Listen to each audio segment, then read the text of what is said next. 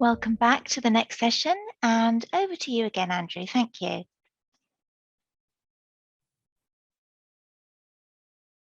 Thank you, Jeanette, and good morning, good afternoon, wherever you are in Asia Pacific. It's currently 2:15 here in Sydney, where I am, and our next guest is actually joining us from New Zealand, so it's going to be even later in the day for us. Hello, Klaus, how are you? Klaus is from Les Mills, which is an international fitness and wellness organization. I'm sure he'll tell you a little bit more about that. And Klaus is going to talk us about, using digital asset management platforms to drive that global change for their brand, right? And of course, trying to do that in times of COVID and crisis is first and foremost. So don't forget to for any questions, I'll be moderating them in the chat box. So please feel free to send your questions through, and we've got an opportunity at the end of the session to ask those of Klaus. But in the meantime, thank you very much, Klaus, for joining us, and over to you to share your insights to our DAM Asia Pacific audience today. Thank you. Thanks, Andrew. I'm Klaus Roots. I'm a digital delivery manager at Les Mills International, and I operate out of Auckland, so I'm APAC through and through. And I have responsibility for the development, delivery and platform execution behind Les Mills' global website and our digital asset management platform. Just a little bit about Les Mills. For those of you who aren't aware of our global fitness programs, Les Mills is on a mission to create a fitter planet. We're a family-owned and operated company with 50+ years of heritage. We pioneered the group fitness movement from Auckland, and we now have a global impact, providing workouts for over 6 million people every week across 100 countries. Our club partners and certified instructors deliver world-class group fitness programs to packed fitness studios, while virtual programs in our Les Mills Plus product for consumers are an important part of delivering the group fitness experience at home or in situations where a live class or instructor is not available. You may know some of our programs like Body Pump, Body Attack, Body Combat, or you even experienced our application Les Mills Plus. Today, I've got the pleasure to talk to you about Les Mills DAM Marketing Studio and the role it plays in delivering Les Mills marketing assets and supporting materials to our global network of staff and club partners. Marketing Studio was actually relaunched in 2021, replacing a previous system, and it's available to 800+ Les Mills staff, 20,000 club partners globally across 25 international markets, and it's delivered in 13 languages. Marketing Studio provides finished marketing assets, digital brand and campaign guides, self-service print and digital templating tools, and access to marketing education. In 2022, we'll see growth across new industry vertical markets, affiliate partners, and welcoming on a team of 120,000 global instructors and trainers. So today I thought what we're going to cover is a little bit about what Les Mills has learned delivering marketing assets to a global user community, and to a certain extent why ours needed reinvention. We'll talk a bit about the role that COVID had and continues to have in changing how we deliver campaigns and content services across these markets. And I'd like to talk about how we use user pain and frustration to drive platform development, functional features, and growth on the platform. We'll talk a little bit about how we see the role of data playing a role in better understanding the platform, but also market and client engagement. And then I'll finish with a brief look at the future of our DAM, particularly with a view in a direct to end user marketing context. We're not a museum. We're not looking at historical legacy. It's very much about a tool to support and drive marketing effort with our club partners. So I thought what we'd start with, everyone loves a good top 10. So we'll start with the top 10 things that we've learned over the last 10 years and talk about how they actually drive our platform moving forward. So, we strongly believe that You need to set clear goals for the dam and track performance. The dam is a core business tool for us. And by managing and tracking performance in the dam, we're able to support better content creation, efficiencies and scale, and delivery to a wide and very varied set of audiences. On that, analytics and user feedback support and inform our creative behavior, but it doesn't drive that. And by that, what I mean is we look really carefully at how users engage with assets, and sometimes more importantly, how they don't engage with assets, to provide insight and guidance to our creative team for future campaigns and release drops. We firmly believe that search, the taxonomy driving that, and asset metadata drives platform use and user confidence. And that's absolutely critical factor when we were looking at replacing the incumbent system. We audit assets and their metadata and their search taxonomy regularly. And as that continues to grow and evolve and develop, it's a constant cycle of needing to ensure that not just new assets, but existing assets are updated on a regular basis. We think it's really important that you have a clear strategy for metadata and governance, particularly, and how you enforce that. So how you actually communicate, train, and build engagement with your user communities and markets to support the dam and its effectiveness. For us, operating across 25 markets, localization, translation, and transcreation in many cases is essential when dealing with those markets. I'll talk a bit more about this later, but it's a very powerful area in terms of creating better engaging content that lands with end communities. We look to actively empower markets and teams to own the dam content creation and support experience, and also to participate really actively in the platform roadmap to support the scaling and growth that we need for our business. Fundamentally, you need to educate and energize teams around campaigns, or you risk all that hard work. It may look good, but it's doing nothing if people can't find it, don't understand how it works, and can't implement it at the market level.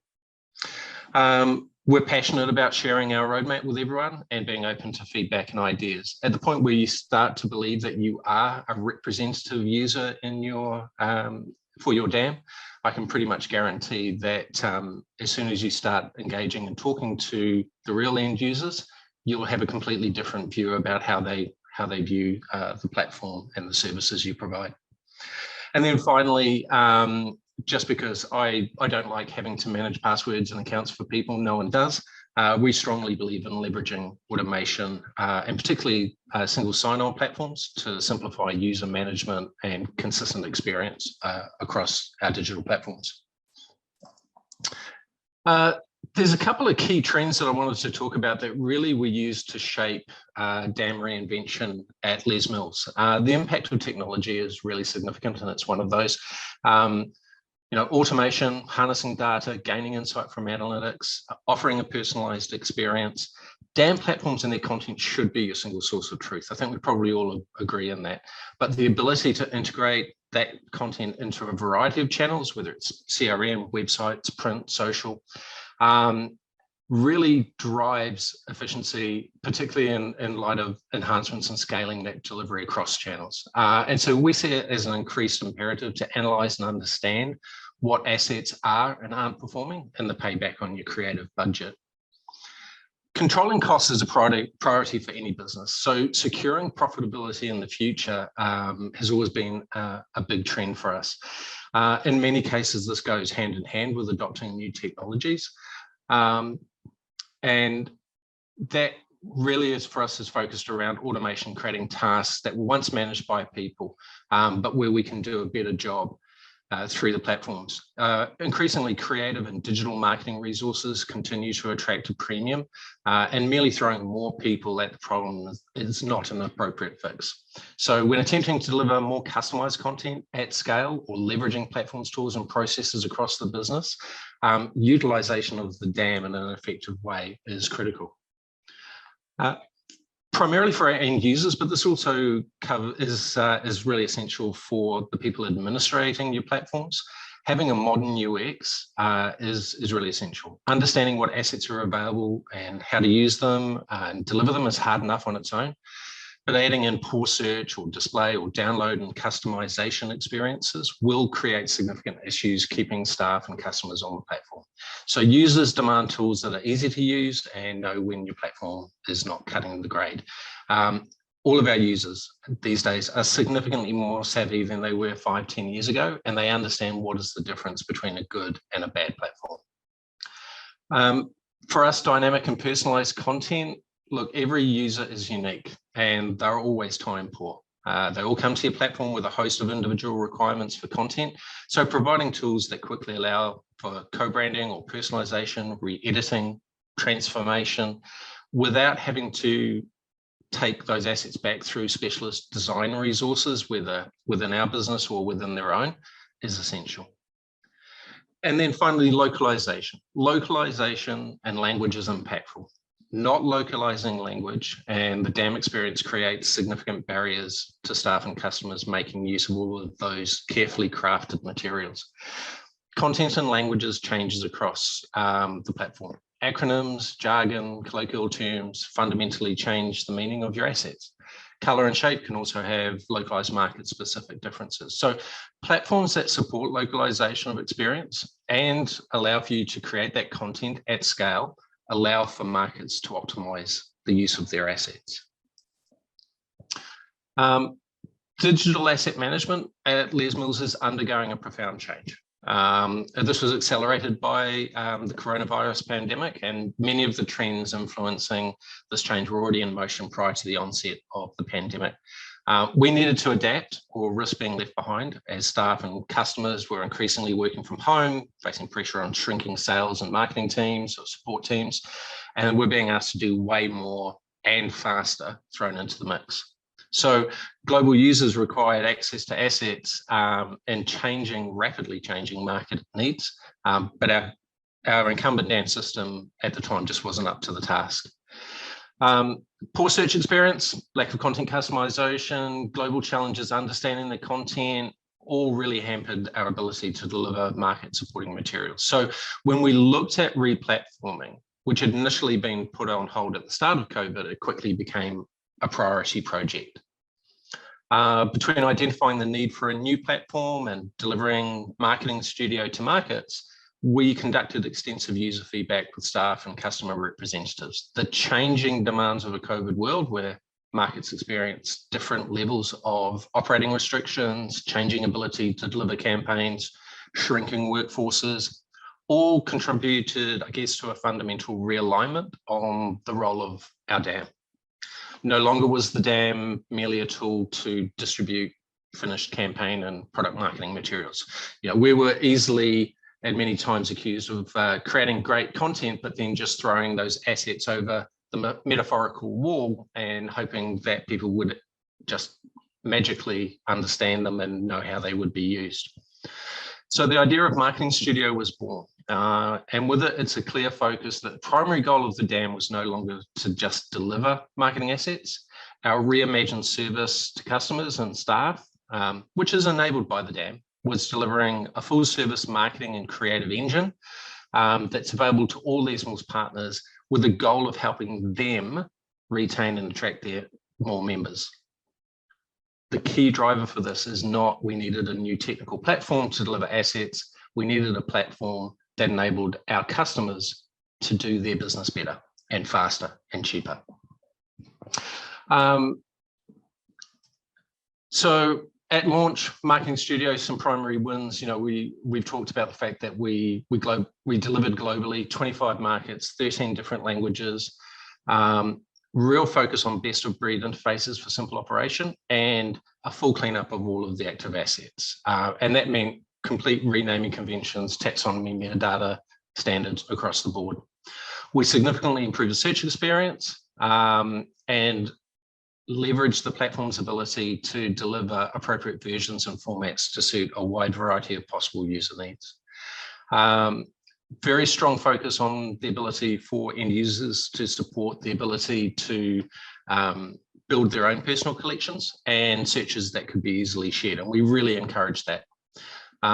Delivery of templates is a key driver for us. The ability to build your own assets across print, or digital, and in the future video really drives the customization, the co-branding, the personalization of assets for our club partners and staff without having to call back on our internal resources to support that. And then delivering the wealth of marketing expertise linked to those assets, campaign guides, online rich feature pages that support the campaigns that really showcase how you make use of assets and how you drive asset use is an absolutely critical part of the delivery. So really trying to improve marketing education to go alongside the assets that we create, so that no longer are we throwing those assets over the wall, that users actually really learn and understand how those platform, how the content can be used.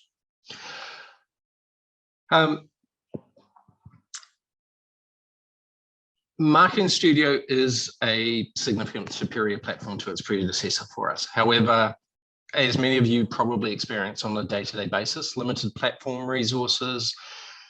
We have a global audience of 25 markets, all with differing needs. Means that there are always opportunities for us to improve. So we really do tend to focus on the fact that investment never stops and cannot. Once you roll out a platform, failure to invest is the fastest way to make your initial investment redundant, whether that's BAU support or continual iterations of improvement. We do have a development of a clear platform roadmap that encompasses platform enhancement and mainly focusing around stability, performance tuning, and future content. And we listen to our staff and customers alike to understand what they're working on and taking that feedback into consideration. At the end of the day, this is a platform for their benefit. We take an agile approach to platform development. Everyone's probably heard about agile these days, but basically we have goals, but the delivery is no longer measured in these big feature enhancements. Rather, the business listens to feedback, both internal and external, plans against key business goals, and delivers a roadmap for iterative enhancement. And this gives us flexibility to adapt to changing business conditions, user needs, enables us to pivot and change how we prioritize feature enhancement on the platform. Analytics across the platform and content use, customer satisfaction, and client retention churn are always continuously reviewed to measure and prioritize our updates. And this can really influence changing approaches to the type of content we create, as well as the features that we roll out. And I'll talk about this in a minute. I passionately believe that taxonomy and metadata is a living beast, and it needs to be constantly fed and groomed. So we have quarterly, 6-monthly audits and reviews of the current state. And if you're constantly updating content or audiences or types of content within your platform, you may need to review this sort of thing more often. What was good yesterday may not be fit for purpose tomorrow. Just a note on vendors, and hopefully we've got a couple listening in, maybe they shouldn't be. I believe that you should be your vendor's best buddy, but also maybe you should also be their worst nightmare. We feel that if you're motivated for change in your vendor's platform, ensure that you regularly communicate with the areas of pain and possible solutions. Don't assume that your vendor is aware of the challenges that you're having, whether it's analytics, templates, workflow, DAM upload, until you let them know. And we think that's really important. If your vendor publishes public roadmaps, comment on them, provide feedback, prioritize with them, become the best advocate possible, because if they listen, they may implement the change that you want. This piece does take time, but it is so valuable and rewarding. The role of data is really important for us at Les Mills. Long ago, we stopped really believing in the value of looking at those monthly, weekly, daily metrics for downloads, views, user logins. They're interesting, but alone they offer little value. Everyone's goals and measures are different. But I just want to leave you with a little bit of food for thought around data. Analytics, we feel, only provides value when it can be applied to a real world scenario. So when you're thinking about how you're utilizing your platform, think about how the use of your platform can extend and influence other decision-making that's happening in the business. Does your platform behavior inform content around content creation or platform growth? You know, what is or isn't working? Are you focusing on asset creation that the users want, or just we've always done it this way, so that's why we'll create these assets? We've been caught in a bit of that from time to time. Can you align your customers to business goals? So who's using the platform, and maybe more importantly, who isn't? Does the platform use equate to customers or users that do or don't churn from your business? And what level of platform use becomes significant when you're retaining customers or users? Can you calculate risk or churn and identify growth opportunities by using better predictive models? So how do you bring that data about use on the platform back into your CRM, back into better models of engagement across multiple platforms that might exist in your business? Can past behavior be used to create customized content? You know, if you're driving users to a goal of downloading specific assets or high value material, what happens once they reach those goals? What does growth beyond that look like, and how can you measure it? You talked a bit about, you know, users on the platform and how do you manage platform access, but how do you share that information potentially with your sales or your support teams or your product owners? Better knowledge and understanding of who's actively in the platform, and again, maybe more importantly, who's not, creates opportunities for meaningful discussions with customers and clients that exist beyond just simply interacting with your marketing materials. This is a challenge for a lot of people. How do you identify hidden trends or expose the aberrant behavior? And by that, I mean, is it numerous users downloading a small number of assets, or is it a small group of users downloading lots of assets? This happened to us a lot in the past. And so we were really chuffed because we thought we had great download numbers that were driving use, but it was a small number of people downloading virtually our entire catalog because the search experience was so poor. Once we understood what the aberrant behavior was and what was driving it, we were better positioned to be able to solve the problems that they were facing day to day. And then how can you plan or prioritize your platform or feature enhancements by validating a hypothesis against the actual data? So getting out of your mindset of I am a typical user, I understand what my user wants. How does the data about how they're actually behaving help to drive future strategy and growth around the platform? So I just want to finish really very quickly with what does the future of DAM in a very direct end user B2B marketing context look like for Les Mills. We see increased focus around creating better lifetime value by providing tools that make a difference. So templating tools, the ability to integrate with websites or link into their own creative agency and creative material creation outside of the platform is really key and critical. Using community feedback to drive the roadmap and being upfront about that and letting people know that their voice can be heard. Self-service content creation is critical. Templating across print, digital, and video, but not just for our end customers, but also for our staff. So it might be driving digital campaigns, paid media, being able to A/B test really quickly changes in content without having to go back to our creative teams to drive that. Increasingly, when we're supporting 13 languages, we'll see an increased load around trends creation and campaign delivery. And across DAM platforms and teams, reducing risk by ensuring that everyone is actually using the platforms.